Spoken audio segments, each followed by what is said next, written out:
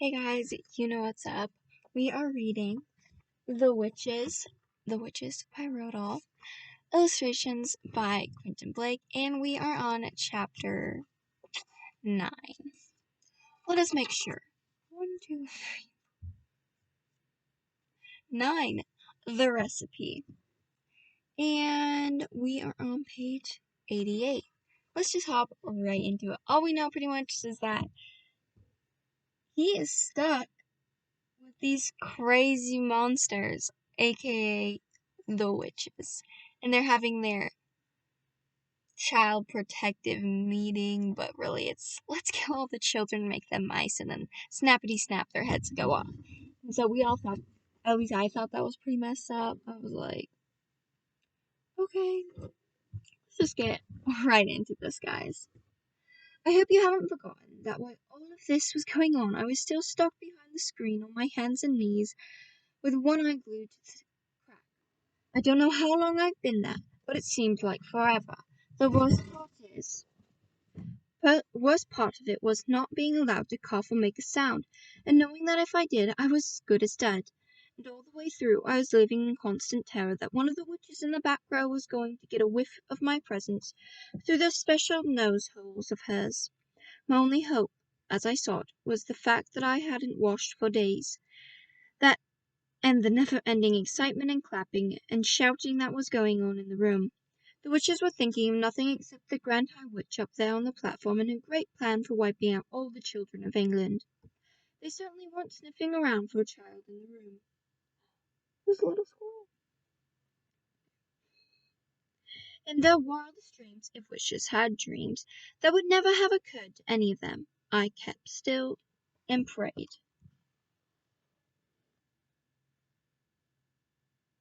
The Grand High Witch's dreadful gloating song was over now, and the audience was clapping madly and shouting, "Brilliant! Sensational! Marvelous! You're a genius!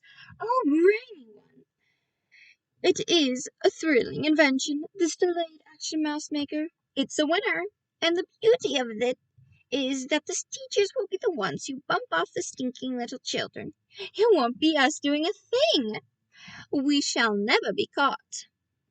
"Witches are never caught," snapped the Grand High Witch. "Attention now, I want everybody's attention, for I am about to be telling you what you must do to prepare the formula. 86 delayed action mouse maker." Suddenly there came a great gasp from the audience. This was followed by a hubbub of shrieking and yelling, and I saw many of the witches leaping to their feet and pointing at the platform and crying out, "Mice! Mice! Mice! She's done it to show us that anyone has turned two children into mice, and they are there now." And there they are. I looked toward the platform. The mice were there all right, 2 of them, running around near the Grand High Witch's skirts. But these were not field mice, or house mice, or wood mice, or harvest mice. They were white mice. I recognized them immediately as my own little William and Mary. "Mice!" shouted the audience. "Our leader has made mice to appear from out of nowhere. Did the mouse chaps fetch the cheese?" I saw the Grand High Witch peering down at the floor and staring with obvious puzzlement at William and Mary. She bent lower to get a closer look. Then she straightened up and shouted, "Quiet!" The audience became silent and sat down. "These mice are nothing to me, are nothing to do with me," she shouted. "These mice are pet mice. These mice are quite obviously belonging to some repellent little child in this hotel. A boy it will be for certain, because girls are not keeping pet mice." "A boy!" cried the witches. "A filthy, smelling little boy! We'll swipe him. We'll sizzle him. We'll have his stripes for breakfast." "Silence!" shouted the Grand High Witch, raising her hands. "You know perfectly well you must do nothing to draw attention to yourself while you are living in the hotel. Let us by all means get rid of this evil-smelling little squirt. But we must be doing it as quietly as possible, for we are not all of us most respectable ladies of the Royal Society of the Prevention of Cruelty to Children." What do you suggest, then, O brainy one? They cried out. How shall we dispose of this little pile of filth? They are talking about me, I thought. These females are actually talking about how to kill me. I began to sweat. Whoever he is not important, announced the Grand High Witch. Leave him to me. I shall smell him out and turn him into a mackerel, and have him dished for supper. Bravo! Cried the witches. Cut off his head and chop his tail and fry him in hot butter. You can imagine that none of this was making me feel very comfortable. William and Mary were still running around on the platform, and I saw the Grand High Witch in a swift running kick at William. She caught him right on the point of her tail and sent him flying. She did the same to Mary. Her aim was extraordinary. She would have made a great football player. Both mice crashed against the wall, and for a few moments they lay stunned. Then they got to their feet and scampered away. Attention! Again, the Grand High Witch was shouting. I will now give to you the recipe for concocting Formula 86, the late action milk maker. Get out pencils and paper. And bags were opened all over the room and notebooks were fished out.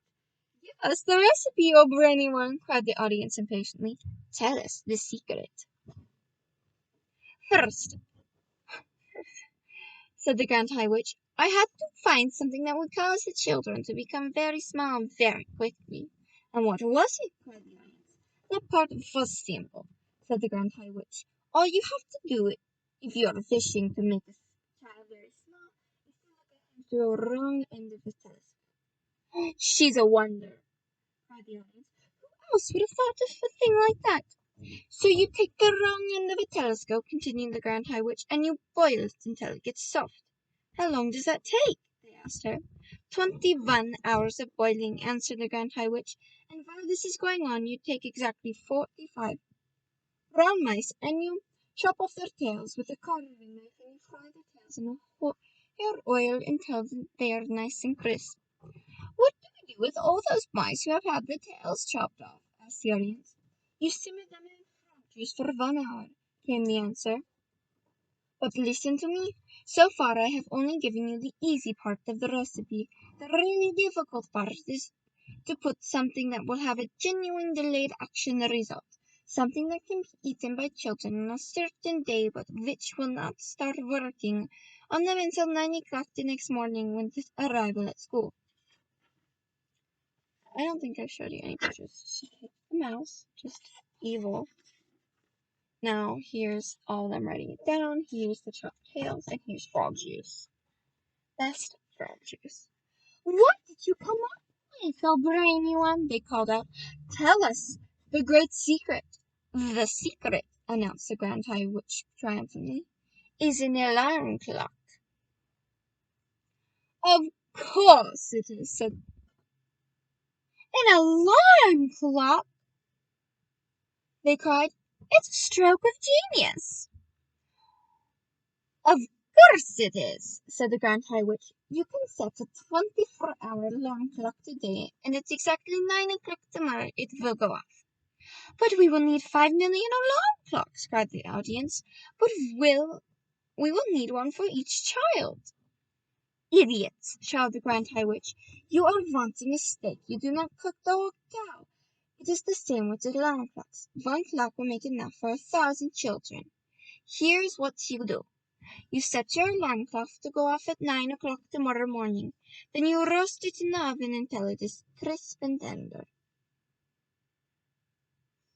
Are you writing this down? We are, your grandness, we are, they cried. Next, said the Grand High Witch, you take your boiled telescope and you fry them, and you fried mouse tails, and you cook the mice, and you roast the alarm clock all together, and you put them into a mixer. Then you mix them at full speed. This will give you a nice thick paste. While the mixer is still mixing, you just add to it the yolk of one Gretel's egg. A Gruntel's egg, cried the audience. We shall do that. Underneath all the clamor that was going on, I heard one witch in her back row saying to her neighbor, I'm getting a bit too old to go bird nesting. These ruddy Grunchels always nest very high up. So you mix the egg, the Grand High Witch went on, and 1 always mix in the following items: the crunch, the beak of a blabber and snatch, and the snout of a gobbler squirts, and the tongue of a cat springer. And you're still not having any trouble finding those. None at all, they cried. We will spear the blabber snatch and the trap of the crab cruncher and shoot the gobbler squirt and catch the cat springer in his burrow. Here are all the items.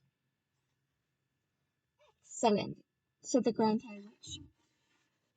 When you have mixed everything together in a mixer, you will have a most marvelous looking green liquid. But one drop, just one teeny droplet of this liquid into a chocolate or a sweet, and at 9 o'clock the next morning, the child who ate it will turn into a mouse in 26 seconds. But one word of warning: never increase the dose, never put more than one drop into each sweet or chocolate, and never give more than one sweet or chocolate to each child. An overdose to the late action mouse maker will mess up the timing of the alarm clock and cause the child to turn into a mouse too early. A large overdose